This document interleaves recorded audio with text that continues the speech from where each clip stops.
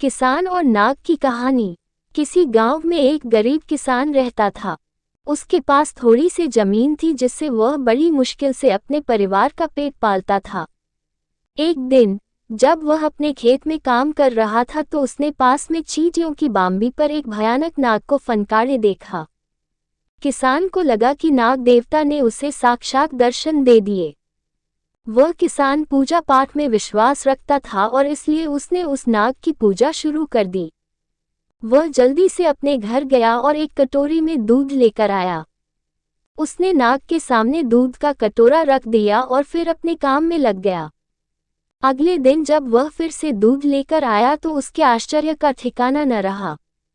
पहले से रखे कटोरे में उसे सोने का एक सिक्का मिला। उसने नाग देवता का आशीर्वाद समझकर उस सिक्के को रख लिया। इसके बाद ये रोज की बात हो गई। हर दिन वह किसान एक कटोरा दूध चढ़ाता था और बदले में उसे सोने का एक सिक्का मिल जाता था। लगातार मिलने वाले सोने के सिक्कों के कारण जल्दी ही वह अमीर आदमी बन गया। इस तरह से काफी समय बीत गया। एक दिन किसी जरूरी काम से किसान को पास के शहर जाना पड़ा। उसने नाग और सिक्कों वाली बात अपने बेटे को बताई। उसने अपने बेटे से कहा, मेरी अनुपस्थिति में तुम रोज नाग देवता को दूध जरूर चढ़ाना। बीच में कोई चूक नहीं होनी चाहिए। लेकिन किसान का बेटा बड़ा लालची था।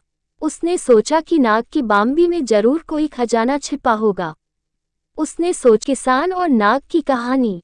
किसी गांव में एक गरीब किसान रहता था। उसके पास थोड़ी सी जमीन थी जिससे वह बड़ी मुश्किल से अपने परिवार का पेट पालता था।